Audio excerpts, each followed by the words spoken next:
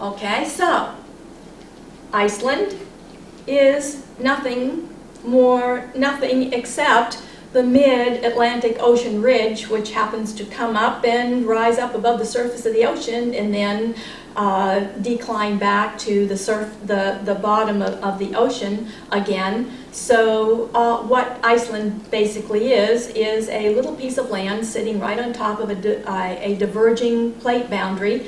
You have the North American plate and the Eurasian plate pulling Iceland apart. So Iceland, known as a land of fire and ice, has 130 active volcanoes, and as you can imagine, they spend a lot of time recording volcanic eruptions. Iceland was first settled in 834 AD. They had their first parliament in 930 AD, and they recorded their first volcanic eruption in 934 AD. So we have an Icelandic historical volcanic history all the way back to 934 AD. So, how does that help us? Well, here is Iceland sitting on top of the mid-Atlantic Ocean ridge. And here is Iceland over here. Very small, but right next to Greenland, and right here is the location of the GIST-2 drill site. And what goes up in Iceland is going to come down in Greenland.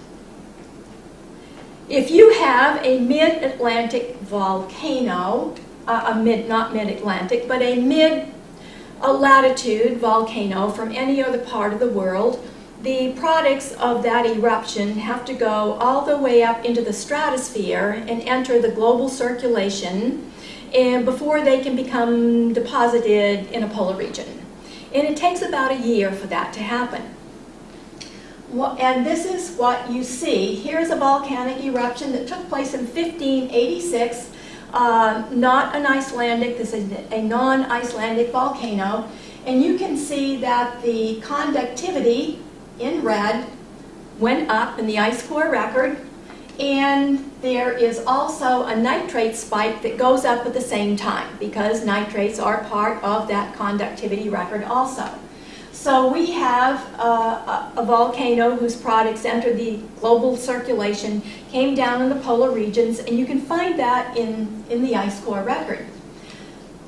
Now here is a volcanic eruption, a big one, Hekla, in 1597.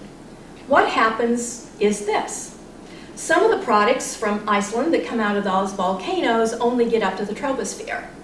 Some of them are localized.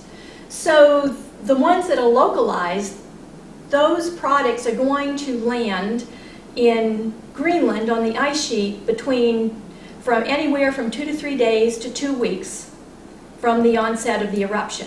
And what happens is, at that altitude, at that low altitude, the hydroxyl ion preferentially selects sulfur over nitrogen. So it produces a lot of sulfates at the detriment of nitrogen. So what happens in the record is this. Here's Hekla. Here is the conductivity spike produced by that eruption. But you will see underneath it no corresponding spike in the nitrate record like you do with this other volcano. You have an absolute drop in the nitrates because all the sulfates were produced, which did not leave enough hydroxyl ions around to produce any nitrates. So you have a dueling, opposing conductivity nitrate anomaly or spike and drop in the ice core record from an Icelandic volcano. That gives you, and since that record goes back to 938, you have a series of Icelandic volcano eruptions that can be absolutely dated in the ice core record. Ice core, also another interesting historical feature associated with Greenland is Alfred Wegener, who was the father of continental drift, the first person to look at the continents around the globe and see how they could fit together, and decided that, continents drifted or moved around the surface. And of course, for that he was vilified, and he was trashed by most of the scientific community because he could not come up with, and there was no obvious evidence that could support some wild, radical idea of that taking place.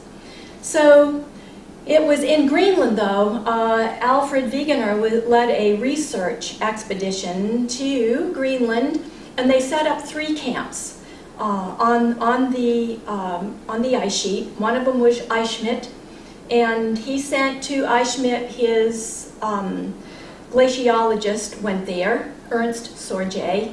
He went with the group that was setting up the Iceland camp, and while he was there, he dug an ice cave, dug down about 15 meters, looked at those layers, and he was the first person to determine you actually could dig down in the polar regions and use that record to determine Earth's history or things that were happening in the past. Well, Alfred Wegener, he was in the ship on shore. He decided erroneously that Camp Iceland did not have enough food and supplies to see them through the winter season. So he mounted an expedition to Camp Iceland with his meteorologist, Lowe, and about 13 Eskimos. He ended up getting there with his meteorologist and 1 Eskimo, Vilmussen. The rest of them all left. It took 40 days to get there. It was not a really good time. He got to Camp Iceland and saw that, they really were not going to run out of supplies. But so he decided he would drop off the supplies. Lowe decided he would stay there with Ernst Sorge. So that this is the 2 of them in the ice cave. They both stayed behind. But Alfred Wegener decided that he would return immediately because he didn't want to, he went to all the trouble to bring all these supplies. He didn't want to hang around and use them. So he would leave immediately and return to the ship on the coast. And this is a photo that was taken of him on November 1st, 1930. He was 50 years old that day. And that was the day he left to return to the ship, and he took Vilmussen with him. Well, after they did not show up at the ship, after a period of time, they launched a search party to find him, to locate him. What they did find was his body wrapped in his tent with a cross over the tent made out of his skis, that obviously he had died there, and Vilmussen had done the best he could to bury him. And then Vilmussen was never seen again, so he was lost on the ice somewhere. So the search party erected an iron cross about 20 feet tall over the body of Alfred Wegener, and he is now somewhere in the Greenland ice sheet, a long ways down, right next to Iceland, which was the proof positive of continental drift, which is kind of ironic. But actually online, they have found and worked on the actual video of this expedition of Alfred Wegener, the entire expedition to Camp Iceland, and while he's there, and him waving goodbye on the way back. So that's a fascinating bit of history that your students might appreciate. Also, so that's the historical aspects associated with the volcano part of this particular investigation. The second part is on solar proton events. So here's a perfect time for you to disabuse your students of the misconception that Galileo was the first person to either observe or record sunspot activity, because the very first person to observe and record sunspots was John of Worcester on December 8th, 1128, 480 years before Galileo. And those observations were correlated and affirmed by documentation that still survives from the Koreans and the Chinese, because they also noticed odd things going on the surface of the sun, and the aurora that were produced after those spots were noticed. So